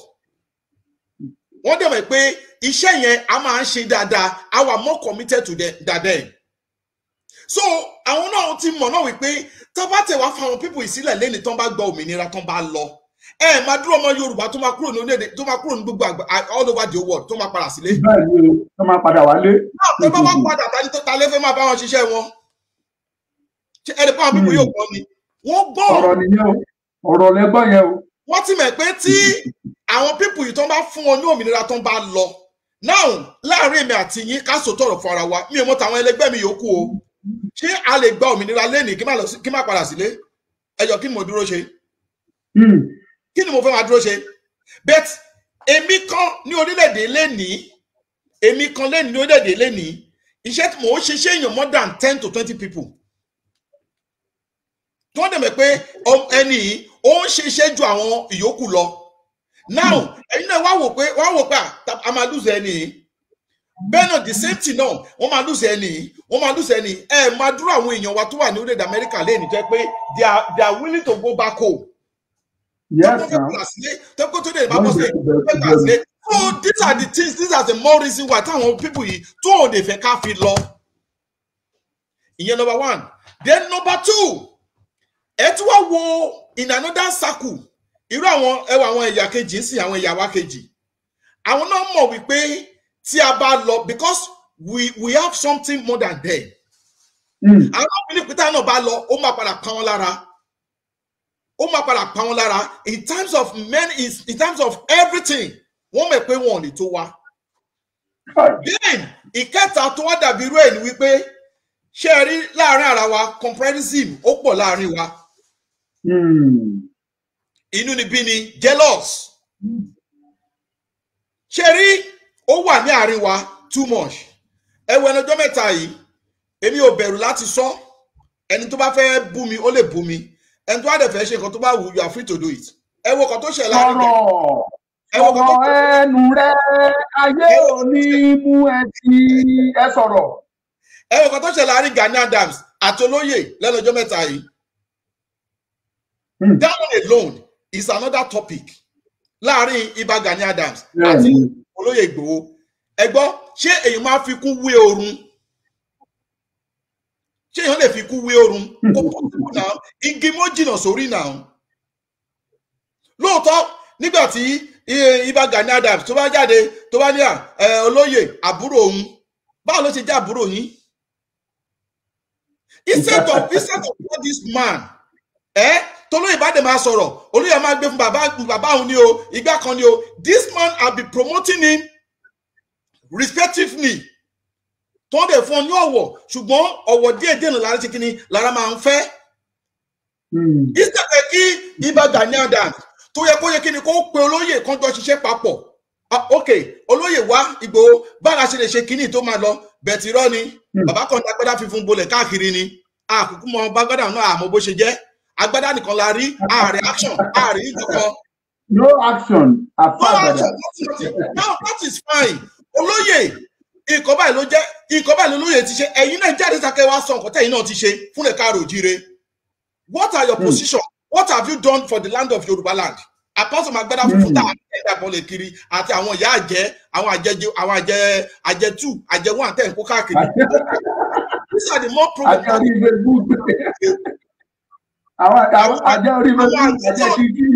Àwọn àjẹ́ tó ti lulẹ̀. Now, anyway, that is another problem. Instead of Gani Adams kàn pé olóyè kàn dé mo bó ṣe máa ṣiṣẹ́ yẹn papọ̀ ṣùgbọ́n olóyè ń gbé sókè ẹ̀yin náà ń fà wálẹ̀ ara àwọn problem ta nílẹ̀ ká ròjìrè nìyí. Position ni ẹlòmíì yẹ kí ni ló wà after. Instead of them to work together to liaise together with àwọn tó tẹ́ pé ó lè ṣe kíní àní ọmọ jù ẹ lọ oní díẹ̀ ní ṣé o lè fi dé o lè rà lọ́jà ni. Everybody mọ̀ wípé kò èèyàn lè fi kú wé orun. Ẹ wo àwọn ọ̀rọ̀ tí àwọn ọmọ Gani Adams sọ lẹ́nu ọjọ́ mẹ́ta tó ń sọjá lórí social media pé àtúntò olóyè ti dé ni wọ́n monitor káàkiri wọ́n sọ̀rọ̀ the monitor spirit ṣé ó yẹ kírùkọ́ bẹ́ẹ̀ ṣé ó yẹ kírùkọ́ bẹ́ẹ̀ ṣé ó yẹ kó máa ṣẹlẹ̀ ṣé ó yẹ kó ṣẹlẹ̀ kí ó yẹ kírùkọ́ bẹ́ẹ̀ kó máa ṣẹlẹ̀. So these are the more the problem that we are facing. And tábàdé sọ nípa ààrẹ Gani Adams tó bá sọ nípa ipò yẹn ipò ńlá ni but jagunjagun ni wọn ò gbé ní ìlú bàbá lọ gbalẹ̀ sí kínní bàbá mu wáìnì ó mú gbogbo ṣe àwọn ìwọ̀n rẹ̀ máa mu wáìnì ni ṣé jagunjagun máa mu wáìnì ṣe bẹ́ẹ̀ mú ní àwọn irú mọ́ ni èmi rẹ̀ pẹ́ ṣe dábàá tẹ́gbọ́ ló yẹ káwọn jagunjagun but wáìnì bàbá mu ibi tó wà. Báàmì Fọlámi Ọlákúnlé God bless you sir ọdún kan péré ni ọdún kan péré. Now what we are saying only wípé it is time for us to work together to march together and to do something that makes sense. Agbada tẹ̀ ń dàbọ̀lẹ̀ káàkiri it's not the solution to kò sí nǹkan tó ṣe nípa ilẹ̀ Yorùbá Aláàfin ló dẹ̀ fi yín jẹ ààrẹ Aláàfin ló fi yín jẹ ààrẹ àná ààrẹ of Ọ̀yọ́ náà fi yín jẹ ẹni bàbá ò ṣígun fún yín bàbá dẹ̀ ti jáde láyé sìn lágbà tó bàbá dẹ̀ ti kú sìn ta ló wá bọ̀ tó wá fẹ́ wá ṣígun fún yín. We need ourselves. This is time that we need ourselves to work together in the same mind. So ká gbà fún àwọn tó wà níbẹ̀ torí pé ká bá lè débi tó lọ ṣùgbọ́n those are the three things. Àwọn Britain, the Western world, they don't want us to go. They know the truth of Yoruba nation. They know the truth about the people. Ní gbogbo rádì tá a ṣe ní Washington DC, ní United Nations, èmi mo ní rádì bí báyìí, and all of them know me very well. Everybody ló mọ̀ mí dáadáa. Now gbogbo àwọn aláṣẹ wọn kì í rí ni wọ́n rí náà ṣe wọ́n àdírẹ́sì wa ṣe bá àdírẹ́sì wọn ṣe wọ́n rí wa one on one. Àyítẹ̀ pé they don't know nǹkan tó ń pè ní Yorùbá nation. Wọ́n mọ nǹkan tó ń pè ní Yorùbá nation. They know the truth. And àwọn Fúlàní dẹ̀yẹ̀ àwọn Fúlàní ṣe rí a lè blame àwọn Fúlàní o. A lè blame àwọn Fúlàní. Gbogbo tó ń ṣe lè káàró òjìire we don't need to blame them. Torí pé kí ni ojú àánú wa òun ló kó bá wa ibi tó tù wá jẹjẹ àtàwọn oníjẹkújẹ àárín wa àwọn oníjẹkújẹ àárín wa àwọn ló tà wá ẹwọlúwo àmúgbó ẹwọrú yẹn sìn tó jẹ kí ni tó ń wẹkọmù wọn ṣé rí ẹyẹ kí wọn sọ kí ni kan fún yín most of àwọn leaders wa nílẹ̀ káàró òjìire what are they doing nothing perfection ọ̀tún kí ló ṣe kí ni bàbá yẹn ṣe sí nothing olùkọ́lá kí ló ṣe nothing. Bàbá Ayọ̀ Adébánjọ kí ló ń ṣe nothing. Gbogbo wọn kò jẹ́ bàbá wọn jẹ́ àgbàlagbà fún wa but we didn't say that traces but kíní kan tó wá ń ṣẹlẹ̀ ní wípé àwọn bàbá yìí tí wọ́n gbàgbé wípé ìtàn máa padà jáde lẹ́yìn wọn lọ́la without effect there is no history will come after them. Everybody ló rántí Bọ́lá Ìgè lẹ́nìí everybody ló rántí Awólọ́wọ̀ lẹ́nìí everybody ló rántí Adékúnlé Ajáṣin lẹ́nìí everybody ló rántí Abíọ́lá lẹ́nìí. They will also remember them. But kí làwọn yẹn máa sọ nípa títí wọn? Mo béèrè kíní kan. Ẹ̀yin ìyá mi àtẹ̀yin bàbá mi tẹ́ ń gbọ́ mi. Àmọ́ pé nǹkan tá à ń sọ yìí, ó tún máa padà di ìtàn lọ́la. But láàárín ara wa, ẹ jẹ́ ká sòótọ́ ọ̀rọ̀. Irú Gani Adams, kí ọmọ Gani Adams kó di ọjọ́ ọ̀la ká gba Yorùbá nation tán. Irú ọmọ Gani Adams kó jáde kó lóun fẹ́ ṣe ààrẹ orílẹ̀-èdè ilẹ̀ Yorùbá. Irú ọmọ Sunday Igboho kó jáde kó òun fẹ́ ṣe ààrẹ orílẹ̀-èdè Yorùbá láàrin èmi àti yín talent àwọn èèyàn máa support. This is a very simple truth. Tálẹ̀ àwọn èèyàn máa fún ní support. Kò sí ibà Gani Adams ẹ̀ dàgbà ẹ̀ dògbò ẹ̀ pẹ́ láyé o kẹ́ẹ̀tì wá dàgbà kẹ́ẹ̀tì dògbò kẹ́ẹ̀tì lọ sáà bàbá ń lọ. Olóyè Igboho Òòṣà náà àwọn náà ń dàgbà wọn á dògbò káwọn náà ti dàgbà kán ti dògbò kán ti lọ sí tàgbà ń lọ kó wá kó àwọn ọmọ wọn sáyé. Now let them come to the field. Everybody will give them according to nǹkan tí bàbá wọn ṣe sílẹ̀ náà wọ́n ṣe máa yẹ kíni náà wọ́n ṣe máa ṣe fún wọn náà wọ́n ṣe máa dá wọn lóhùn náà wọ́n ṣe máa fún wọn ní support. So between me and you what are you doing right now? Kí làwọn yẹn máa sọ nípa ìlọ́la nígbà tó máa fi dojọ́ la kí làwọn yẹn máa sọ nípa wa? So nǹkan mẹ́ta tí ibi tí wàhálà yẹn ti wáyé nìyẹn ṣùgbọ́n mo believe wípé nísìnyí àwọn àgbààgbà wa nílẹ̀ káàrọ̀ òjìire wọ́n ti jí wọn ò sùn mọ́ torí pé mọ̀kànmọ̀kàn lóye ń kàn wọn ọmọ kan tó lè kan àwọn náà lọ́la àwọn náà ti jí náà sìn which is tàdé appreciate wọn ẹ ṣé gan ni bàbá mi thank you sir. Ẹ ṣeun ọ̀rọ̀ lẹ ti gbọ́ yẹn ibi tí mo fẹ́ tí ó ti béèrè ọ̀rọ̀ àwọn fúnra wọn ti ṣe kí ni wọ́n ti padà gbé ọ̀rọ̀ yẹn wọ́n ti padà ṣe àlàyé nípa ẹ̀ mo fẹ́ béèrè ọ̀rọ̀ ni nípa ọ̀rọ̀ àárín olóyè àti olóyè ààrẹ ọ̀nà kakanfò inú mi dẹ̀ dùn pé bàbá wa ti fúnra wa wọ́n ti tàn mọ́lẹ̀ síbẹ̀ àti kíní àti kejì àgbà ni wọ́n ṣùgbọ́n táwa sọ ni pé ó yẹ kí bàbá wa ààrẹ kí àwọn náà fi ìfẹ́ kán fi bólóyè sọ̀rọ̀ kán fi bá Sunday Igboho sọ̀rọ̀ àbúrò mi gbọ́dọ̀ bó ṣe máa ń sọ ó yá wá ọgbọ́n wo ni ká dá sọ̀rọ̀ yìí kí iṣẹ́ yìí kò fi ṣeé ṣe ṣùgbọ́n àwọn sọ̀rọ̀sọ̀rọ̀ wọn àwọn dòǹgárì wọn tí wọ́n wà ń ta níṣẹ́ làwọn kàn ń ba nǹkan jẹ́ sí débi tán ti sàn pé ń ṣọ́ Sunday Igboho ọdẹ tó fẹ́ mọ́lódùmarè ni ó yẹ kó ti yé yín mi ò ní parí mi ní parí ẹ̀yìn máa ṣọ́ Sunday lọ kọ́mọlọ́mọdé máa gba yìí lọ ìwọ̀nba tó ṣe mo ti sọ fún yín tó bá tiẹ̀ lóhùn ò ṣe mọ́ àwọn alálẹ̀ ilẹ̀ yìí wọn ò lè gbàgbé ẹ̀ láyéláyé nílé tó ti ṣe yìí o onírèsí bá lóhùn òfin gbá mọ́ ètò ìfilẹ̀ yìí kọ́ kò lè parun báàmì kí tó wá gbé yín lọ síbi ọ̀rọ̀ wẹ́bsáìtì àwọn yúùtù tí wọ́n ń pè wá pé wẹ́bsáìtì ẹ̀ sì yẹn o báwo làwọn ṣe fẹ́ lò ó kí ni káwọn ṣe ṣùgbọ́n kí tó lọ bẹ̀ ẹ sáré bá mi yànnàná ọ̀rọ̀ kékeré yìí níbi tí ọ̀rọ̀ dé dúró lọ́wọ́lọ́wọ́ yìí mo fẹ́ kẹ́ ẹ padà láti inú ọkàn yín ẹ bá àwọn ọ̀dọ́ ilẹ̀ Yorùbá sọ̀rọ̀ because ìṣòro tá à ń kojú lé ní àwọn ọ̀dọ́ ni o àwọn ni wọ́n fi ẹ̀tọ́ wọn lẹ̀ tí wọ́n sá tẹ̀lé àwọn arúgbó tó ń ṣòṣèlú àwọn dẹ̀rẹ̀ làwọn olóṣèlú ni wọ́n ń lo ọ̀la wọn ni wọ́n ń lo ògo wọn tó fi ń ṣayé tí wọ́n ń gbé ògo wọn tí wọ́n ń gbé fún ọmọ ẹ wo olórí àwọn báǹkì tó kú láìpẹ́ yìí àfikún yọ gbogbo alámọ́ kù ẹ wo tó fojú wa rí wọ́n kúrò Nàìjíríà wọ́n gba Amẹ́ríkà lọ́wọ́ láwọn fẹ́ lọ wo bọ́ọ̀lù ọmọ ẹ̀ jókòó tí ó àtọmọ àtìyàwó àwa wà Nàìjíríà ìyà ń jẹ wá palaba ìyà àwọn ọ̀dọ́ wa sì pàpàdé dìde wọ́n tẹ̀lé àwọn olóṣèlú wọ̀nyí wọ́n tẹ̀lé irú àwọn ẹ̀dá bá wọ̀nyí nínú ìyà nínú òṣì tí wọ́n dẹ̀ dá àwa ọ̀dọ́ sí ẹ láti inú ọkàn yín ẹ bá àwọn ọ̀dọ́ Yorùbá sọ̀rọ̀ kẹ́ tó kọjá síbi ọ̀rọ̀ wẹ́bsáìtì yẹn ẹ jọ ẹ bá wọn sọ̀rọ̀ wọ́n nílò láti gbọ́rọ̀ lẹ́nu yín bóyá wọn ò tiẹ̀ understand tó wà nílẹ̀ ewu tó ń bọ̀ gẹ́gẹ́ bí oníṣẹ̀lẹ̀ oní ewu bẹ́ẹ̀ lóde sàmìyẹ bóyá wọn ò mọ ìtumọ̀ ewu tó wà níta yìí ẹ bá mi ṣàlàyé fún wọn dáadáa kẹ́ gbà wọ́n nímọ̀ràn. ẹ ṣé gan ni my dear brother alágbára Ọlọ́run ó máa dùn fún yín agbára Ọlọ́run ẹ̀ẹ́dẹ̀ dàgbà ẹ̀ẹ́dògbó pẹ̀lú gọlọ́n pẹ̀lú àṣẹ Ọlọ́run. People of Wales, send a request, I will bring you in. Now, what happened is this. Ẹ mọ̀ pé Bíbélì gan sọ̀rọ̀ kan, ó ní àwọn èèyàn mi ṣègbè nítorí pé wọn kò ní ìmọ̀, ó ní tó bá kọ ẹnikẹ́ni fún ọgbọ́n, ó ní kó béèrè. Ṣé rí, I'm always saying it, nílẹ̀ káàrọ̀ oòjíire, ní Nàìjíríà as whole, èmi ń ṣọmọ Nàìjíríà àti tèmi, èmi o as a person, èmi ò kì í ṣọmọ Nàìjíríà. Yeah, mo máa sọ mo máa tún sọ, èmi ò kì í ṣọmọ Nàìjíríà pọ̀ gidi.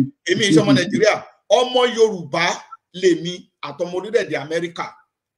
Ibi méjì tí mo belongs to nìyẹn. I'm an American citizen and I'm a Yoruba citizen. Dual citizen mi nìyẹn, mi ń ṣọmọ Nàìjíríà. Now, the fact remains that we don't have leaders in Nigeria. In the country so-called Nigeria, we don't have leader there. A ò ní leader ń bẹ. Rulers la ní. And àwọn ruler ta dẹ̀ ní. Ṣé rí, mo fẹ́ sọ kíní kan fún wa lẹ́yìn fẹ́ ká mọ̀ kíní kan. Target àwọn people yìí, wọ́n achieve aim and objectives fún lórí àwọn ọ̀dọ́. Torí pé wọ́n ti mọ̀ pé àwọn ọ̀dọ́ ni wọ́n máa rí lò nígbà òṣèlú wọn. Now, ẹni tó ti gbọ́n, ó máa gbàdúrà ẹni tó gọ̀ kó máa yẹ kíni kó má gbọ́n ni. Torí tó bá gbọ́n kò wọn ò ní lè rí lò mọ́. Ọmọ gọ̀ ẹni kó má kú, kí ló máa padà pọ̀ ọmọ bí ìṣàgọ̀. You understand? Now, wọ́n ti mọ̀ pé àwọn ọ̀dọ́ wọ́n máa kọ́ ìkíni ìkọ̀ tó pè ní benefit of the right wọ́n máa kọ́ withdraw it from them wọ́n máa kọ́ gba ẹ̀tọ́ wọn ẹ̀tọ́ ayé wọn wọ́n máa kọ́ gbà lọ́wọ́ wọn náà kí dẹ̀ ní ẹ̀tọ́ yìí ó ní the truth of the education. Wọ́n ò jẹ́ kó mọ̀ kan tó pè ní education ṣé ní gbogbo school tó ń lọ wọ̀n yẹn it's not an education. Wọ́n kàn gba school kọjá ní school ò gba tinú wọn kọjá because ẹni tó bá lọ school ẹ worú ìyà táwọn èèyàn máa jẹ kán tó gain admission sí secondary kán tó wọ secondary school ẹ wo wàhálà táwọn èèyàn máa ṣe kán tó ṣe tán secondary school kán tó gba jamb kán tó jamb ara wọn kán tó wọ university àbí polytechnic gbẹ̀kọ́ wá tún wà school tán ẹ tún wá dúró wàhálà tó máa ṣe ẹ wá dúró effort tó máa make ẹ wá dúró owó tó máa san ẹlòmíì ìyá ẹ máa lọ ṣe guitar ni ẹlòmíì bàbá ẹ máa lọ ṣe bricklayer ni kó tó lè sanwó school ẹlòmíì. Now, in order to finish them up, they increase all the tuition fees. Because wọn fẹ́ kàn lọ school mọ́, wọ́n ti mọ̀ pé tó máa ń lọ school sí, they will have the sense, they will have the common brain. But no, in order not to allow them Latin education more, one basically inflate everything for Omotalaka Kumali Losile Wimo. And these are the people that most of Omo senior in Nigeria. Abroad won't think away. Now, she worry àwọn ọ̀dọ́ tí wọ́n wá gbà láti jẹ́ kí àwọn olóṣèlú máa lò wọ́n torí pé wọ́n tí ìyà bá pọ̀ jù ìwé Jóòbù sọ̀rọ̀ kan ó ní Olúwa ó ní méjì mo tọ́ lọ́wọ́ ayọ̀ Olúwa sùn ó ní Olúwa ó méjì mo tọ́ lọ́wọ́ rẹ̀ má ṣe fi kankan dùn mí kémi kó tó kú má ṣe fún mi ní òṣì má ṣe fún mi ní ọrọ̀ torí pé tó bá fún mi ní òṣì kémi má bàa jalè kí n sì ṣẹ̀ sórúkọ rẹ̀. Now wọ́n ti mọ̀ pé àwọn people yìí tí àlàáfíà bá wà fún wọn when they are contented in their own comfort, they cannot work for them. One, ní lè ṣiṣẹ́ fún wọn, ní lè rí wọn lò mọ́ gẹ́gẹ́ bí tools. So that is why they pay one scatter everything, one destroy life, one move everything, one turn it upside down for them to become and talk in the city, in the society, for them not to be useful for the society anymore, for them not to be okay on their own and neither be useful for themselves. That is the reason why tí wọ́n fi ṣe ayé àwọn ọ̀dọ́ bẹ́ẹ̀ yẹn. Now, Yorùbá máa sọ̀rọ̀ kan, wọ́n ní aláyé ló ń jẹ́ káyé òun kó bàjẹ́. Yorùbá dẹ̀ ti wá pé wọ́n ní àgbàrá onílé wó, onílé ní onígbà fágbàrá. Ẹ̀yin ọ̀dọ́ nowadays, ẹ ti mọ gbogbo àwọn game tí àwọn politicians tó ń play. You have been wise now. You know the truth. You know what is really going on. You know the game that these people are playing upon all the youth now.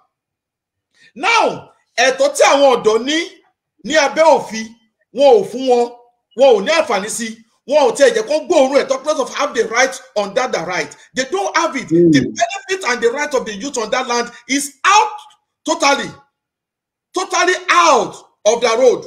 Kò sí ẹ̀tọ́ kankan tí wọ́n ní nílùú yẹn. What we call the rights and the benefit of the youth, they don't have it. And why?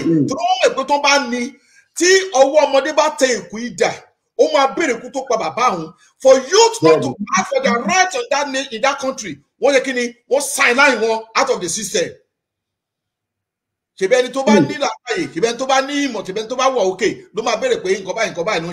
Now, it's a grip of the fears to create in mind and way. That's found that's the man jade. To make way, I won't go key. They are the key of the nation. Ewo in America she told me toy. Town the ban jade lady to have some government to pick up by no fair. The government will do it within 24 hours. Because when I don't solo the one way, I want only Agbarani. You cannot face them, you can't condemn them. Now, ẹ̀yin ọ̀dọ́ ní ilẹ̀ káàárọ̀ oòjíire, it is time for you to wake up. Láti defend right yín. And what is your right? Your right cannot be defended with this. Your right cannot be defended with this present government that we are running, the system government we are running in Nigeria. You cannot defend your right with them because you don't have rights. Right. So now, the only way out and the only solution to all, only we pay, and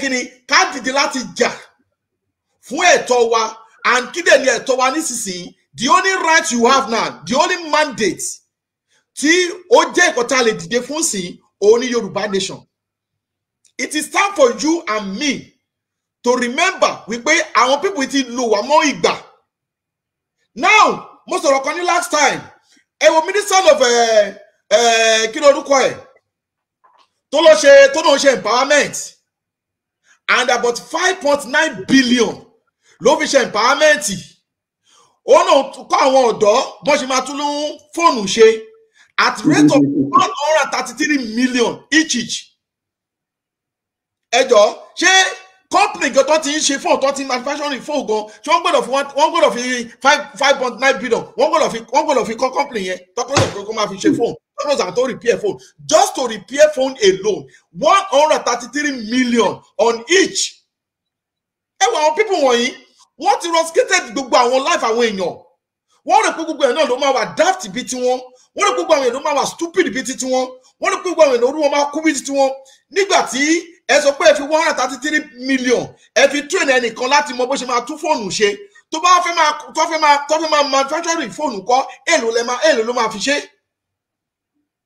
So it is time for youth láti dìde láti jígìrì ń sìn láti ká mọ kíni láti ká máa lọ. Nigeria is a scam. Ẹ má yẹ ká tọ́ra wa ṣé ní gbogbo àdúrà tẹ́ ń gbà yẹn ṣé ní kò tó wá dùn mí bí tàwọn Christian leaders, so-called Christian leaders. I'm always saying this. I'm a prophet. Yes, it's not a kini. I'm a prophet. I know what I'm talking about. Gbogbo àwọn ọ̀dọ́ wa ẹ lọ sọ́dọ̀ àwọn orí òkè wọ̀nyẹn. Àwọn ọ̀dọ́ lè máa tó máa ní kó lọ ṣe wẹ̀ odò. Àwọn ọ̀dọ́ lánàá kan kó máa bọṣẹ sí kọ̀ọ̀kan tó máa fi wẹ̀. Àwọn ọ̀dọ́ ló máa bá wọn bo omi àánú, omi aláboyún.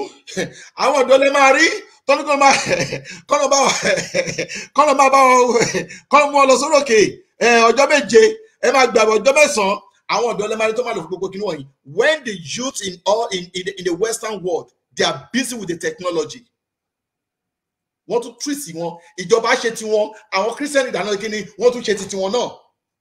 Now, ẹ̀yin ọ̀dọ́, it is time for you to wake up from your slumber. Everything in that country is not working. Nothing is working in the favor of youth in that country. Everything, Papa, not destroyed.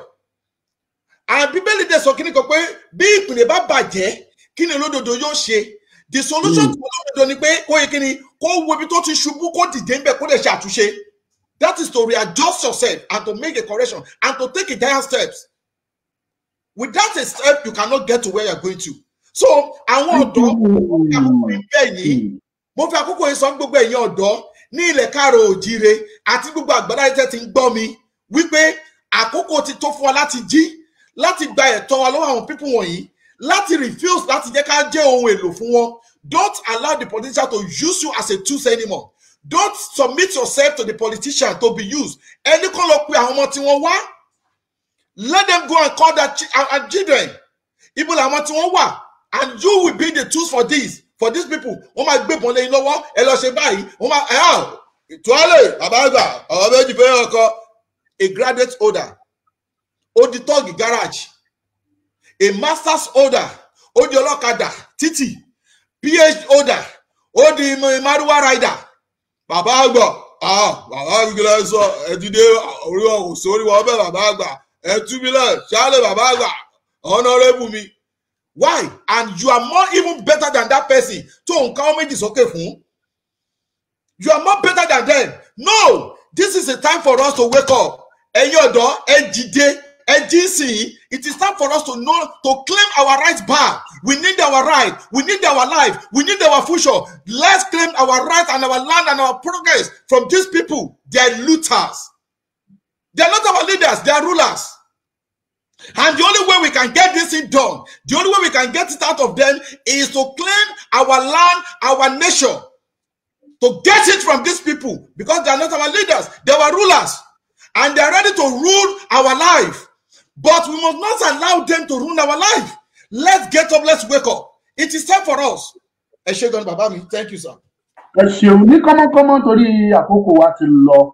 Ẹ bá wa sáré mẹ́nu bà ọ̀rọ̀ wẹ́bsáìtì tí ẹ fi lọ́lẹ̀ láìpẹ́ àti in tó wà fún bí àwọn èèyàn ṣe máa wọlé síbẹ̀ àti tí ẹ fẹ́ kí wọ́n lọ máa ṣe nínú wẹ́bsáìtì yẹn. Ẹ sáré bá wa mẹ́nu bà ní kọ́mọ́kọ́mọ́. Ẹ ṣé gan ni, thank you so much. Gbogbo ẹ̀yin ìyá àtẹ̀yin bàbá mi.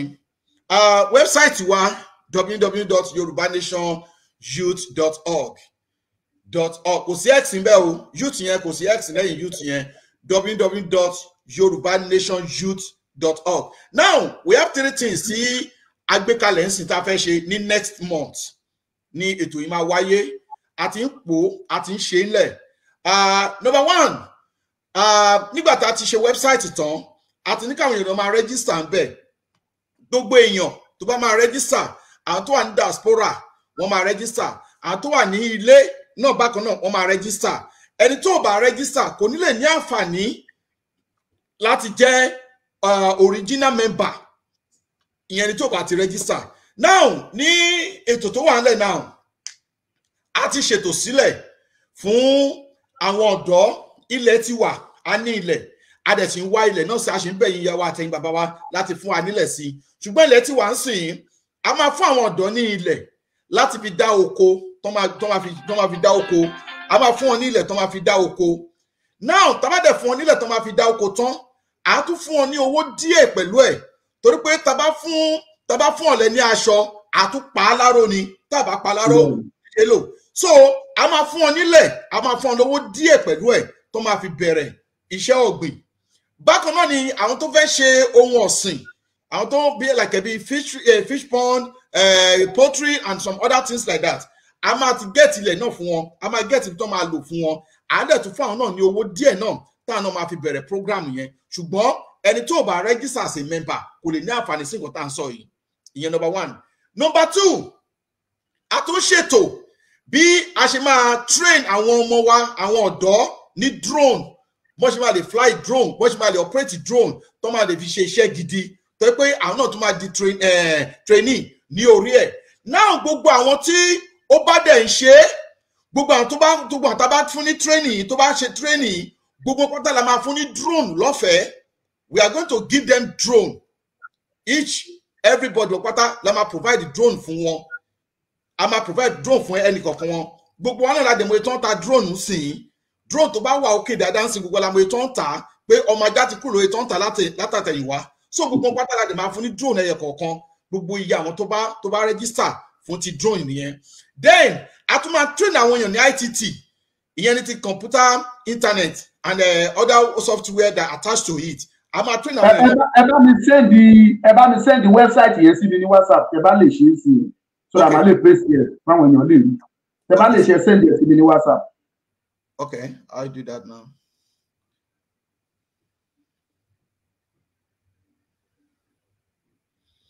Yeah.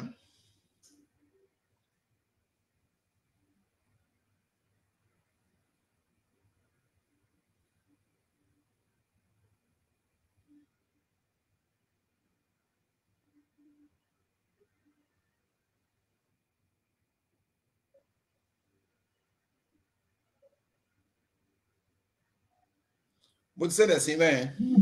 Okay.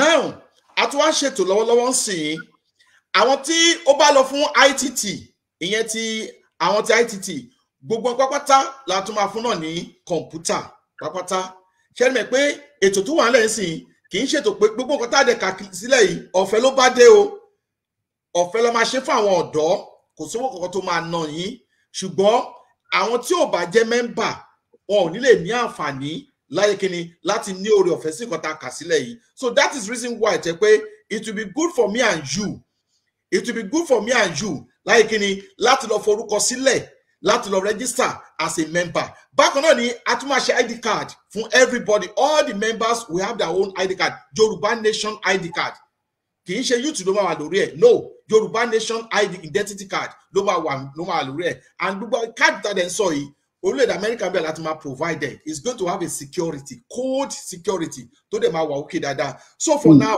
à ń bẹ̀ ẹ̀yin ọ̀dọ́ à ń bẹ̀ ẹ̀yin ìyá kì í ṣe àwọn ọ̀dọ́ nìkan lónà rẹ̀ sí nǹkan tá à ń sọ yìí o adẹ̀túfà àkókò ń bẹ ẹ̀yin ìyá wa àtẹ̀yin bàbá wa tí ẹ lè sọwọ́sowọ́pọ̀ pẹ̀lú wa tẹ́ lè support wa in one way and the other yàrá I need the office tó bá ní ọ́fíìsì ẹ lè fún wa tá a lè lò tó bá ní àwọn ilẹ̀ tẹ́ lè fún wa bóyá ẹ fẹ́ lè. ẹ má bínú nẹ́tíwọ̀kì yẹn ló ń sísì o ẹ má bínú. tó bá ní ilẹ̀ tẹ́ lè fún wa. ó máa padà sí i. tó bá ní ilẹ̀ tẹ́ lè fún wa tẹ́ lè lease fún wa a máa go on agreement with you tẹ́ bá fẹ́ fún wa nílẹ̀ then ẹni tẹ́ bá fẹ́ fún wa lọ́fíìsì náà we are all happy with it then tẹ́ bá dẹ̀ fẹ́ fún wa ní bóyá mọ́tò lẹ́fẹ́ fún wa ní machine lẹ́fẹ́ fún wa ní kẹ̀kẹ́ lẹ́fẹ́ fún wa ní àwọn yard dresser kìíní ni o àwọn tailoring materials lẹ́fẹ́ fún wa ní o you are all welcome with it because a ní ọ̀pọ̀lọpọ̀ àwọn ọ̀dọ́ ńlẹ̀ a ní àwọn èèyàn dẹ̀ pé a máa fún gbogbo kìíní wọ̀nyí so after ilé ta fẹ́ ṣe ní next month yìí we have another project on the ground gbogbo àwọn ọ̀dọ́ pápátá la máa tọ́ṣì pápátá tó ní kọ́ ẹni kankan and all this thing we are doing it free of charge nobody is paying for anything only just for you to register as a member when you registered you are considered you are qualified fún gbogbo àwọn ẹ̀tọ́ àti àǹfààní tó wà ní ilẹ̀ káàró òjire fún gbogbo àwọn ọ̀dọ́ ẹ ṣé gan ni sir thank you so much.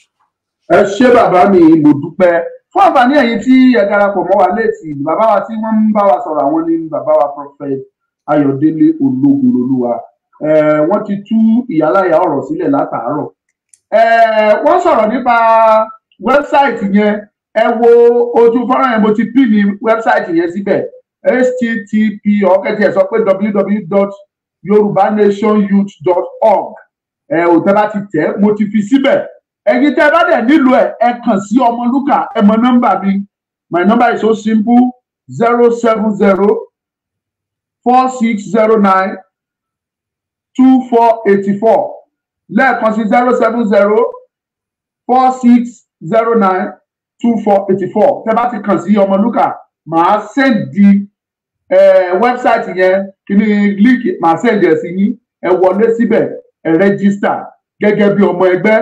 Ìgbà tí ID card yín bá jáde wọ́n máa fi ṣọwọ́ sí ẹni wàá lè gba tiẹ̀ wo àtàwọn àǹfààní tó wà bẹ́ẹ̀ lóríṣiríṣi wàá lè jẹ àǹfààní tiẹ̀. Ẹ jọ̀ọ́ ẹ sọ̀rọ̀ pé kán lọ forúkọ lẹ̀ kán lọ ṣe owó ni ìforúkọ ilẹ̀ yẹn ni àbó oṣooṣoye tí wọ́n máa san àbí ọ̀fẹ́ ni ká kàn wọlé sínú péjì yẹn ká dẹ̀ forúkọ lẹ̀ ẹ ṣàlàyé ẹ jẹ́ kó yé ọmọ Yorùbá. Pẹ̀lú oore ọ̀fẹ́ Ọlọ́run a ní membership fees gbogbo àwọn tó wà ní diaspora pàpàtà membership fees is just $100 for all the diaspora gbogbo àwọn tó wà ní ẹ̀yìn tó wà lókè òkun tó wà ní western world àfún wọn ní. ṣé lóṣù kan àbí lọ́dún kan that is for year that's membership fees for 1 year nìyẹn $100. Now àwọn tó wà nílé for you to be a member $11 péré ni $11 should be around maybe like maybe $20 $20,000 or 25,000 naira. Yes, around 20,000 naira. Let's say 25,000. Now tẹ́ bá wá wo àǹfààní tí owó tí àwọn tó bá fi ṣe registration wọn owó àwọn members wọn náà membership fees wọn náà òun náà náà máa fi tàpùwá náà kún tá máa fi kún tá máa fi ṣe àwọn nǹkan tá a gbé kalẹ̀ wọ̀nyí because we have no fund from any other place àwọn náà la máa source a house náà fún ara wa. Now ẹ wá wo ẹni tá a bá fẹ́ ra drone fún sí ẹni tó register ń sì tó fi $11 tó fi register which is about like 20,000 or 25,000 naira. Now ta fún ní drone tó lọ bí about almost 200,000 naira because no any drone now drone tó ship jù ń sìn kò less than 100,000 Nigeria money tó ship jù nìyẹn kò sí drone tó less than that. Now ẹni tó bá fún ní drone tó over 100,000 abẹ́ni tó fẹ́ dá oko ń sìn ṣé 25,000 ló máa kó fún ẹni tó fẹ́ dá oko pé kó lọ fi dá oko so possible so to see that owó yẹn akọ̀ṣe instead of pé a fẹ́ mọ commitment everybody ni tàbá ní ká ṣe sílẹ̀ free irú wa ògiri wa náà ló máa wá àní mọ àwọn tó serious àdẹ̀ ní rí wọn pé ẹni yóò ó wà committed lóòótọ́ but for you to know for us to know that pé ẹni yóò ó serious ọmọ ọkọ̀ tó ń ṣe lóòótọ́ wọ́n ní ọmọ tó bá ti ṣe apá òun ni òbí máa ń gbé àwọn tó wà ní diaspora oye tó máa san nìyẹn is for year a year nìyẹn $100 in a year and that is ẹni mọ̀ pé compared to nǹkan tá a fẹ́ ṣe is nothing so la fi ń bí àwọn èèyàn gan sef láti tọ́ ìkíni tatúbọ̀ ní ìdìrànlọ́wọ́ wọn and to the extent níbi tá a dẹ̀ ṣe kíní yẹn dé gbogbo àwọn èèyàn ló ní àǹfààní aṣẹ lọ́jọ́ website lọ́jọ́ launch website yẹn aṣọ gbogbo ẹ̀ lọ́jọ́ yẹn gbogbo ẹ̀ ló ní àǹfààní sí ìgbà láti mọ̀ tó ń ṣẹlẹ̀ ń bẹ̀ láti mọ̀ gbogbo tí wọ́n fowó ṣe so we are doing all this thing compared to what táwọn èèyàn fẹ́ fi register is nothing to what we are going to do. We have a lot of program on the ground tá a fẹ́ ṣe. Ẹ tẹ́ bá máa ra laptop fún sìn laptop tó ní ìtumọ̀ tó wà òkè sìn mi rò pé lè lẹ́sà wá. Mi ò pé lè lẹ́sà. Ló bá ní ká jẹran pẹ́lẹ́ nu ọ̀fà ọ̀nà fún mi jẹ́. We are really working seriously. Adúpẹ́ lọ́wọ́ Ọlọ́run ọba adúpẹ́ lọ́wọ́ gbogbo ẹ̀yin olólùfẹ́ wa tẹ́ ti dúró tì wá látàárọ̀ nígbà tá a ti bẹ̀rẹ̀ ètò yìí. Bàbá wa Ologunloluwa ẹ bá wa kí gbogbo aráalé ẹ̀ dágbére fún wọn. Nítorí pé a tún padà lọ́jọ́ mi láìpẹ́ láì jìnnà ẹ tún bá wa kí gbogbo aráalé. Lẹ́ẹ̀kan sí mo kí gbogbo ẹ̀yin aráalé ẹ̀yin ìyá mi ẹ̀yin bàbá mi ẹ̀yin àǹtí mi ẹ̀yin brọ́dà mi àti òun brọ́dà mi Omeyo comrade Omeyo tó ń jẹ́ youth leader ní homeland wa mo kí wọn iṣẹ́ takuntakun ni wọ́n ṣe ọkùnrin kan láàbí ẹgbẹ̀rún èèyàn ni is working mo kí wọn bẹ́ẹ̀ ni mo kí bàbá mi bàbá wa Akitoye àti olóyè Ìgbòho àti Ọmọlúkà fúnra wọn igi kan àjànàkú kan tó mi gbó kìjìkìjì ẹ̀kọ̀ọ̀kan Fúlàní second so kí wọ́n pé wọ́n kú ṣe takuntakun ẹ̀yin ìyá mi ẹ̀yin bàbá mi àti nǹkan pé ẹ̀kú àtàárọ̀ ẹ̀dẹ̀kú fọwọ́sowọ́pọ̀ pẹ̀lú wa adẹ̀kú iṣẹ́ ẹ ṣé gan ni mo fi àkókò ìdúpẹ́ lọ gbogbo yín pé ọjà tẹ́ fi ń pọ̀n wá ẹ má jẹ́ kó tú o. ẹ̀rí bẹ́ẹ̀ yẹn pé nẹ́tíwọ̀kì yóò fún wa ní àǹfààní kò jẹ́ kárí lẹ́ẹ̀kan sí èmi ni ọmọ yín Prophet Ayọ̀délé Ológunlolúwa Yorùbá Nation Youth Leader in all diaspora thank you so much ẹ ṣé gan ni adẹ̀túfẹ́ àkókò ibẹ̀ gbogbo ẹ̀yẹ wa tẹ́wà ní other country tẹ́fẹ́ tẹ́lẹ̀ ṣiṣẹ́ tẹ́fẹ́ jẹ́ coordinator fún wa tẹ́lẹ̀ ṣe coordinator ní other country pé kẹ́ contact mi.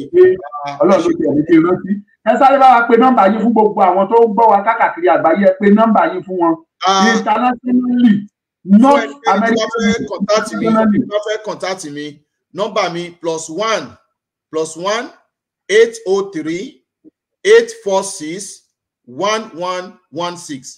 I will repeat it again.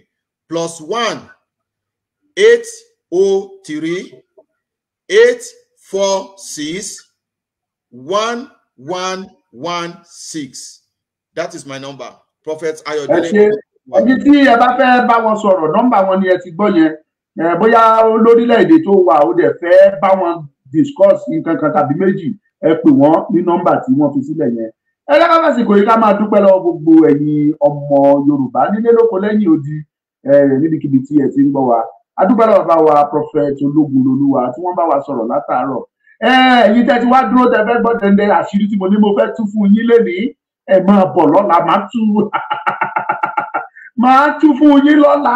Èmi ni Ọmọlúkà, ẹrù òkodo tí a máa tú fún yín. Eléyìí tẹ́ gbọ́ lénìí, ọ̀rọ̀ lẹ tó gbọ́ yẹn. Mo sọ bí gbẹ̀rẹ̀ ìdílé rà lẹ́nu tiwa. Bàbá tó sọ̀rọ̀ yẹn, àwọn yẹn ń sọ, ó dá sáká lẹ́nu wọn. Ṣé tiwọn lọ́pọ̀lọpọ̀ pé wọ́n ṣe wọ́n kó àdúró tì. Ẹ jẹ́ ká pàdé lọ́la láṣẹ Olódùmarè. Ọ̀la ni kò ní yẹ̀, máa tú nǹkan fún yín. Ó ti sún Tinubu ò mọ tó fẹ́ ṣe mọ́. Kò lè wá sọ fún yín tójú ẹ̀rí lásọ̀rọ̀ kò lè sọ fún yín. Kọ́ tí ẹ jáde ìbùkún ní fún orílẹ̀-èdè Yorùbá, kọ́ ní kíákíá kò jẹ́ ká máa lọ. Ìbùkún ni fún orílẹ̀-èdè Yorùbá. Ẹ̀yin tí a bá fẹ́ kọ́ńtàtì mi 092484 lẹ́ẹ̀kan sí 07046092484. Tẹ́ bá fẹ́ bá mi sọ̀rọ̀ lọ́nà kan tàbí lọ́nà kejì, tàbí ẹ fẹ́ gba nọ́mbà bàbá wa Ologunloluwa lọ́wọ́ mi, tàbí ẹ fẹ́ rí kankan tẹ́ kàn lérò pé ó yẹ ká sọ, ẹ kàn sí Ọmọlúkà. Gbogbo ti jẹ́ ti Ọlọ́run, ẹ rí i pé ìyanu máa ṣẹlẹ̀. Ọmọlúkà ni mò ń jẹ́. Kọ́ tí ẹ ìbùkún ní fún orílẹ̀-èdè Yorùbá.